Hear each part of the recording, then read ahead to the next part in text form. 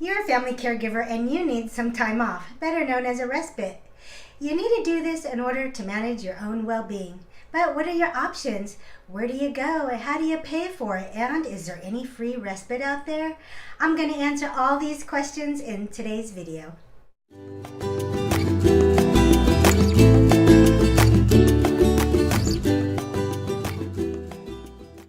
Hi there, I'm Sofia and I'm bringing you new videos every Tuesday to help you be a more successful, more satisfied, and more informed family caregiver. If you like what you hear today, then please give this video a thumbs up.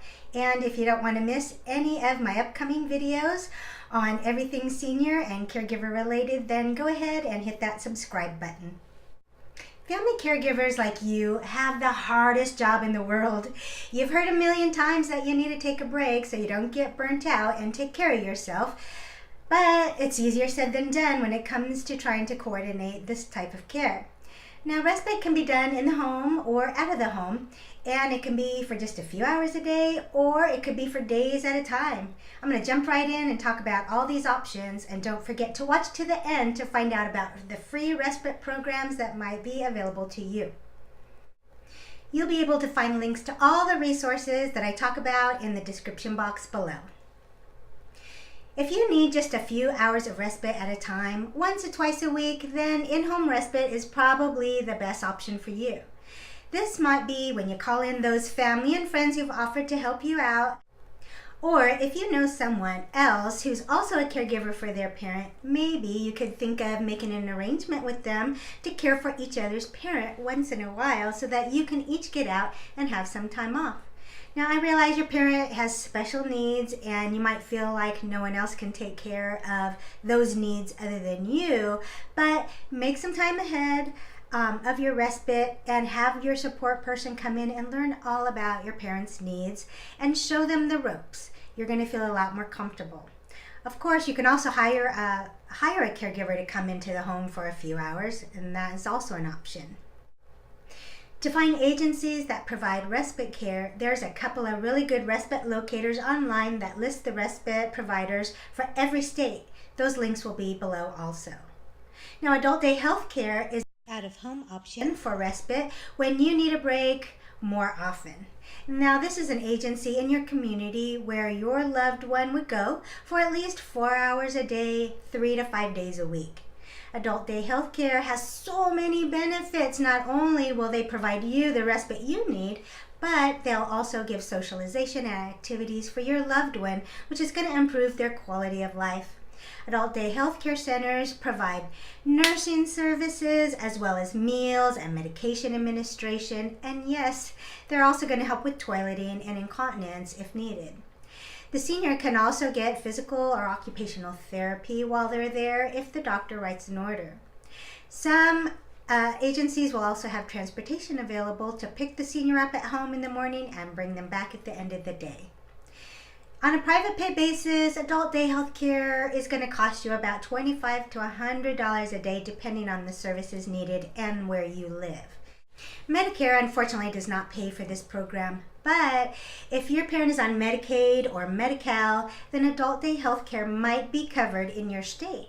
And you should call your local adult day health care center or the area agency on aging to see if it's covered. If you need a longer respite, like for several days at a time, you can either have someone come into the home or you have an option to have your parent go out to a facility to stay. And you have a couple of options here. Nursing homes are the first option, but respite is not a covered Medicare benefit in a nursing home. Unless your parent is on hospice, then Medicare might pay for up to a 5-day nursing home stay for respite, and you can talk to your hospice coordinator about that. The only other time that Medicare will cover a period in a nursing home is after a qualifying 3-day acute hospital stay, and your parent has to have a skilled need. In this case, it's not officially a respite, but no one says that you can't use it for that. If you know your parent's going to be under the 24-hour supervision of a professional staff, you might take advantage. Have another family member who can be the emergency contact for the nursing home staff. while you're away. That way your phone doesn't keep ringing off the hook, because that's not going to be much of a respite for you. If your parent has Medicaid, then there is no 3-day hospital stay requirement for admission to a nursing home for respite. But you'll still require a doctor to refer the admission, and you'll need to fill out all the admission paperwork for that nursing home. The hard part is that Medicaid beds are harder to come by, but your parent might look better to the admissions coordinator at the nursing home than another patient, because they know that your parent is not going to be there on a long-term basis. If your parent is relatively independent or requires minimal assistance, then you can often find respite opportunities in some assisted living facilities, if they have a room available. This way your parent can still be in a home-like environment and get the care that they need and the supervision. But if your parent requires a higher level of care than can be provided in an assisted living, then look at boarding care or residential care facilities in your area.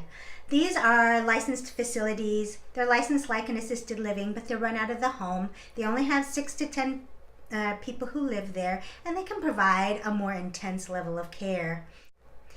Many of these will also take a short-term respite patient if they have a bed available, and they can provide care to seniors whose needs are a little more intense, such as if you have a parent who's bedbound. Assisted living or residential options would need to be planned ahead of time, because you need to go through their whole admission process and fill out all the paperwork, and there's forms that your doctor needs to fill out, and your parent will likely have to have a TB test. These options are also a really good way to kind of get a flavor for this type of placement, just in case the event comes that your parent ever needs them on a permanent basis at some point in the future. You'll know what to expect. These options would not be covered by any insurance, so you would have to privately pay. But keep watching this video for a few options to have respite in assisted living or residential care facility paid for. There are some really great websites to help you locate respite options in your area. Archrespite.org is a national respite network and has a respite locator for every single state. On the site, you can also find resources for the 37 states that participate in the Lifespan program, which are states that have received federal money specific for caregiver support, including respite in some cases. Now, if your loved one suffers from Alzheimer's disease, then helpforalzheimersfamily.com is a super resource. They have 2 grants available for respite. The first one they call the Recharge Respite Grant, and this provides a one-time 50-hour respite that must be used within 3 months. They designate this grant for family caregivers like you that need time off to take a break and personally recharge and focus on themselves. The second grant available at helpforalzheimersfamilies.com is called the Extended Relief Respite Grant, and it provides 25 hours a week for 6 months. What on earth could you do with that time? They can't grant all the requests, and they offer these grants on a need basis. And they do take a bit of time to get back to you, because they only review their grant requests every other month. But it's so worth a try. If your loved one is a veteran, then consider looking into the VA Extended Care Program. This program grants up to 30 days a year to be used for respite.